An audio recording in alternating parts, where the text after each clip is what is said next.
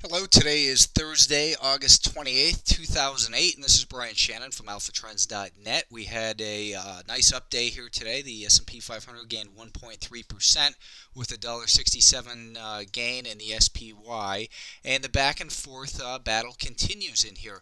Realistically, there's a lot of reasons that we should be concerned about the market, and the pessimists will tell you today that, well, it occurred on light volume, but again, the only realistic thing to look at is price because price is the only thing that pays. We had a low volume rally earlier this year too, back in April, and a lot of times the low volume rallies start out low volume, but then the volume comes into them. Look at the volume of the rally in 2006. I had posted on my blog late in the day a excerpt from my book about low volume and why you want to focus on price action instead. So if you haven't purchased the book, then go ahead and take a look at that. Just a brief portion of the chapter on volume there. The S&P 500 though is back up towards the top end of this range that it's been in lately, and that range has been defined basically by 126.5 on the downside and up here at about 131 or so. As it chops back and forth and does battle with these the support and resistance levels, again, there's a lot of short-term trading opportunities, but it's also starting to create a little bit more bullish scenario here. We have these moving averages kind of flattened out, the 10 and 20, the 50-day moving average still declining, so of course we want to be careful, but again, only price pays, and price is showing us some reasons for being a little bit more optimistic. If we look at the 30-minute time frame, we've been focusing on this little downtrend line. Well, first of all, we've seen successfully this level successfully tested as far as support, 126.5. That is clearly the level to be focused on as far as the important level of support for the S&P 500, and the downtrend line that we've been seeing in here. And the other day I said, some people will call this a descending triangle, and I suggest the sellers are getting more aggressive because they're not waiting for a rally to 131 before they take control. Instead, they take control here with this lower high at 138.30.5, then 129.5, and the more time support is tested, the more likely, and the key is more likely. It doesn't mean it's going to happen, but the more likely it is to fail. Instead, from this failed move lower, we had a fast move higher. The market leapt back above the 5-day moving average yesterday and that 128 level. That 128 level held as support late in the day. So we've been doing battle short term with this 128 level. Today we had seen that this market was also not only able to make this higher low here from at 128, that successfully held from the 126.5. Now we have a low at 128 and a half, 128 rather, but it also made a higher high by taking out the June 22nd high right in here. So that clearly shows us that the reason that we were really cautious in here because of this, what appeared to be perhaps a breakdown coming. I said that it's too tough to call which way it's going to go, so you have to be prepared for anything. And price has been giving us the clues in here. First of all, with yesterday's recovery, and then the successful test of the rising 5-day moving average. Today the market gapped higher and continued to close higher late in the day. Again, the pessimists will say, but it was on light volume, so it doesn't count. It counts. If it's in your account, then it's real money. You can cash it in. It was real. Just because the so-called big players weren't here to take advantage of it doesn't mean that your gains or losses aren't any more real than if the volume was any larger. So the S&P 500 is showing signs of stability in here, a little bit of encouragement. We're not quite fully bullish yet because we've got this level that's been resistance, but again, it's showing encouraging signs. And I wouldn't expect that tomorrow we would see a large breakout with the long holiday weekend coming, but the market loves to catch people off guard. Just honor your stops and be disciplined, and learn to accept what you see rather than what you think should be happening. Case in point is oil. We've got this hurricane bearing down on the Gulf, and here we have oil, the USO down $2.32. The trend is lower in oil. The counter trend moves typically fail. Same with natural gas. Natural gas, I mean, we've got a hurricane ripping through the accounts of the long holders in here, because again, we've got this market. It looked like the bottom callers were right over here finally on this day.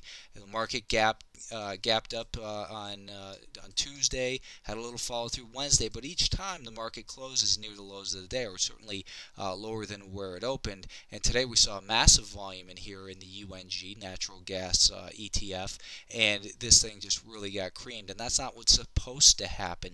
Common sense would tell you that with this hurricane coming towards this, natural gas infrastructure, that should be bullish for natural gas prices. But only price pays. Trade what you see, not what you think. Same thing with the financials. The financials had a good day today, up 79 cents. They were up 3.8%.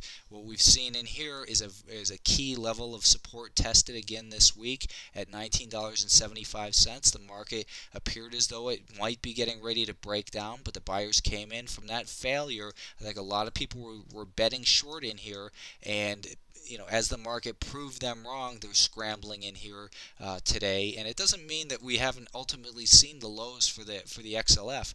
We may, in fact, be headed towards lower lows. But right now, the buyers are in there. We saw actually heavier volume in here today than we've seen in a while, and that brings it right up to the 20-day average of volume. Is what it traded today. But clearly, on the 30-minute time frame, the 1975 level was tested this week. We did battle with that $20.30 area. That 2030 was taken out yesterday, recaptured. We have the 5-day moving average rising now. Today the market gapped higher, and I think just really did a lot of damage to short accounts today. The shorts have been right about these stocks. There's no reason for the shorts to panic. They're probably still right on a fundamental basis, but right now with all these moving averages crossing back and forth, it's more indecision and focus on the short-term moves. There's some fantastic moves in here.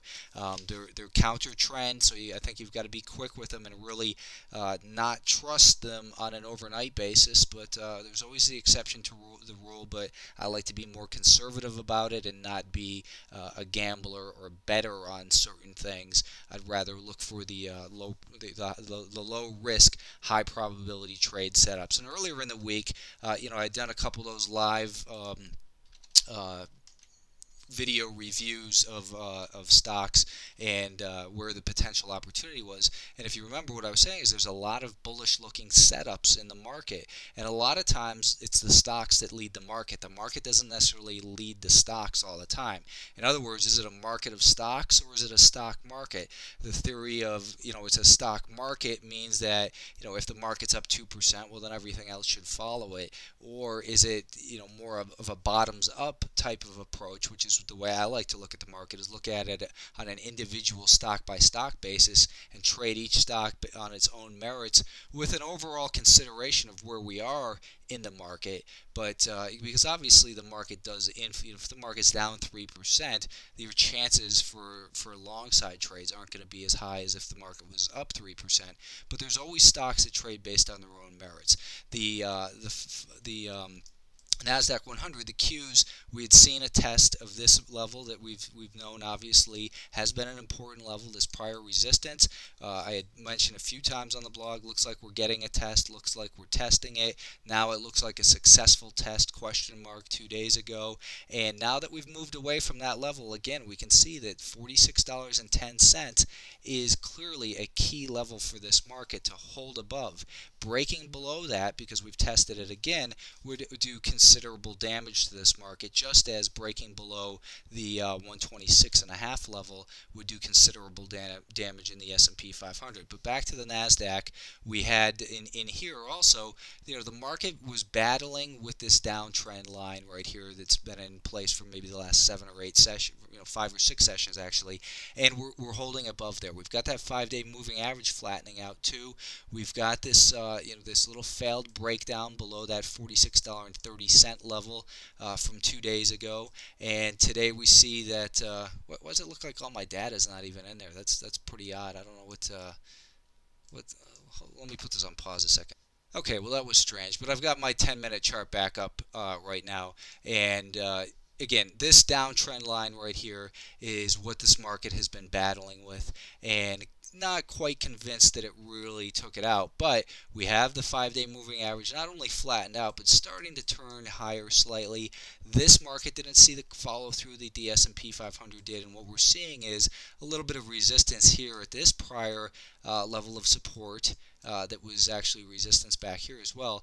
The market gapped down on the 25th, and we'd seen that intraday this low became a level of resistance that was defended by the sellers, basically rallying up towards that level. So it seems as though 47.30 for whatever reason is an area where we're getting some selling in this market. So be aware of that, but we are seeing a more bullish pattern emerge here on the intraday time frames. This level is going to be important here, about $46.60.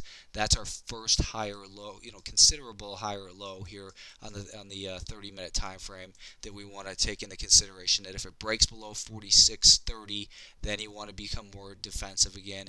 And we've got this little short-term level of resistance, 47.30, and what we really would like to see is it get past this level. This is where earlier in the week I was looking for the potential of an inverted head and shoulders pattern, and let me just clear everything else out just to show you that. But we were looking at the potential of the formation of an inverted head and shoulders pattern. Obviously that never occurred, but this 47.70 level will be an important level if this market can continue to recover.